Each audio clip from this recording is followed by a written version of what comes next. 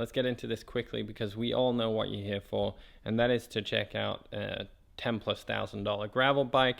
We are here with the Checkpoint SLR7, and 3, 2, 1. There it is. This is in the marigold color.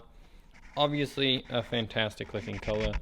Looks really good in person. We're in the midst of building this. Obviously, with how finesse all the cabling goes, it's a little hard to put together without some final fittings where we can potentially cut things down and really make it nice. So what's changed, what's different, and what is new? The whole SLR7 is new. This is a new bike for this year. Was announced, I think, earlier this year. Big changes they've made is a seat tube is now a cap instead of a standard seat tube.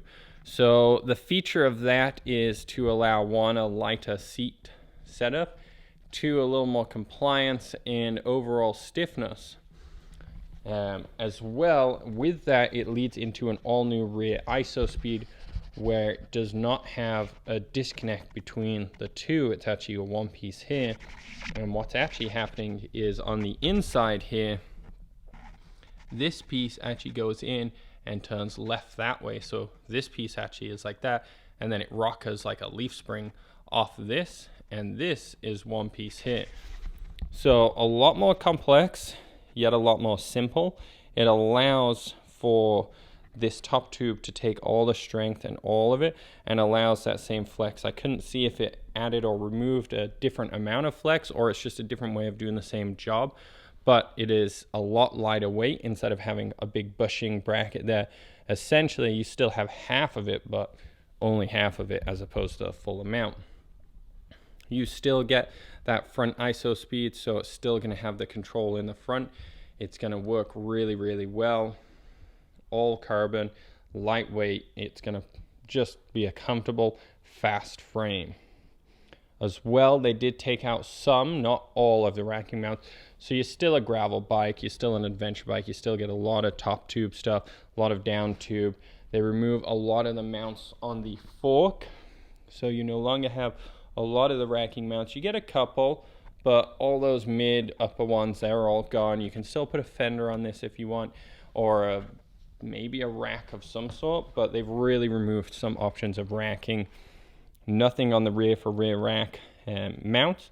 Everything is removed to be lighter weight and more efficient and stiffer. This one does have the GRX setup to it. Obviously it is at Di2 Ultegra kind of level, so it's going to shift a little faster. Just that teeny little power cable which runs in there. Battery stored somewhere within the frame, and then just pops out up here to the controller module, all in here. So instead of having to follow through, you just have these teeny little shifts, and it works really, really well. With the SLR7, you do have a carbon fiber handlebar. Doesn't have the swoop like the Elite GR carbon or non-carbon bar. It does have the ISO core, so it is supposed to be comfier. And a person like this is racing. They don't really need stability. They need fast speed over anything else. So aerodynamics is still going to be a key to this kind of customer. You come stock in the SLR7 with the Olis Pro 3 rims. So again, carbon fiber. You're going to have a lot of stiffness, a lot of control and comfort out of these. And again, you drop that weight of the bike, so you're close to a 25-pound bike on this one, fully loaded, which is pretty awesome, depending what racking and such you put on it.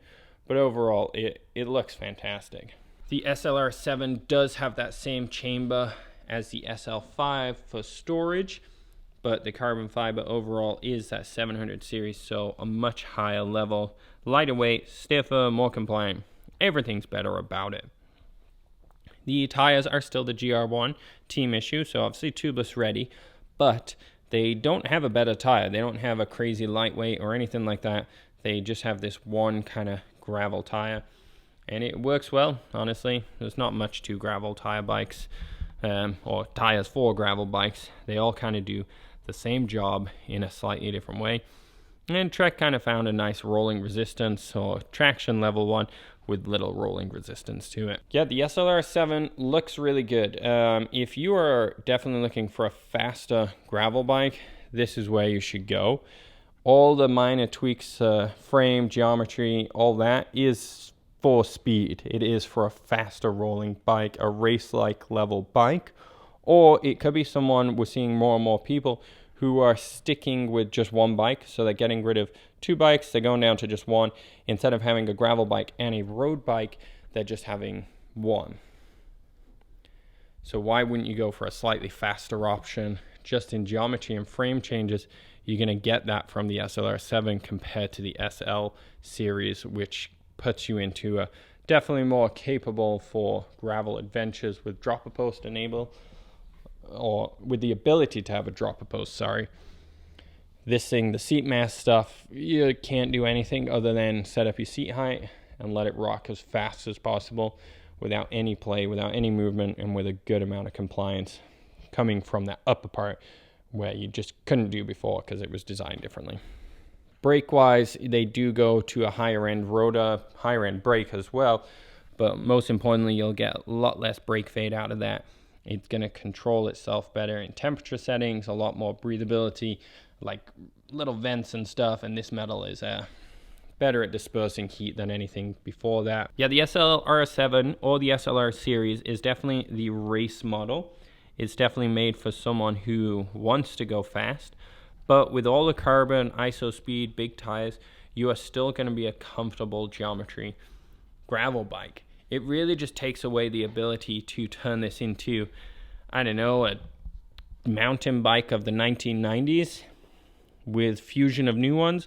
You cannot put a dropper post on this, and with that comes a geometry change and speed. And those few little things add up to be a much faster bike. I really think it is just for racers and the guys who are getting rid of the road bike. If you took an SL5 or any sort of entry-level carbon gravel bike on the road, you would notice a bit of a slackness to it, a slowness in the acceleration and climbability speed. But with something like this, although you've got a big tire, I don't know if you'd notice any sort of slowdown. I think you'll just see a nice, fast-moving bike. Everything is going to perform really well on it. If you've not used Di2 before, it shifts fantastically. Obviously, there's bar tape to be added, but this button push is just so nice. It's so fast, and you can see it. Like it does it faster than the click can even really respond. Obviously, you don't want to do that too many times, but yeah, you should check out the SLR7 if you're looking for maybe a road bike replacement, which also does gravel.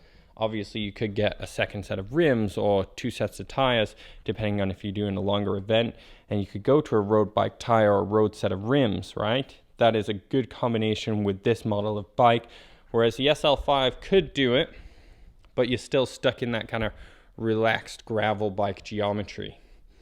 This one, with its new updated frame and design, you are going to be a fast road bike, but also a stable and user-friendly off-road bike. Yeah, I think people are really going to like this one. Obviously, it's up there in price. You start in, I think, above the 10 grand mark or right at it. But if you're replacing 2 bikes and you already have carbon bikes, overall you're probably spending about the same. Even if you get a second set of wheels, you'll be 12, 13 grand. And you've got 2 excellent bikes in a package of 1, and all you need to do is have 1 extra set of wheels and tires. And that's the most optimal setup to it, to be honest. You don't need to do that. This thing will still roll much faster on the road with the frame changes than any of the other gravel bikes on the market, pretty much.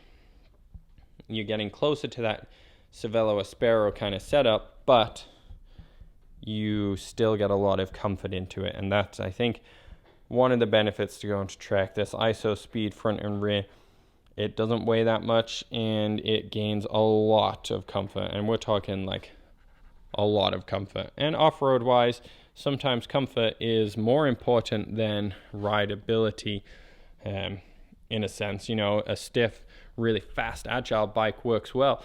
But if you're doing a 60 or 100 kilometer ride, if you're comfier by the end and not in pain, you're going to perform better than someone who is actually hurting a lot. All right, guys, there's another one. Great bike, definitely has a purpose, and definitely stands out from all the other checkpoints. So check it out, and This is definitely going to be a hard bike to come by, so if you're looking at one, I'd definitely get in there and look now. Check out the links. Thanks for watching, guys. Good luck.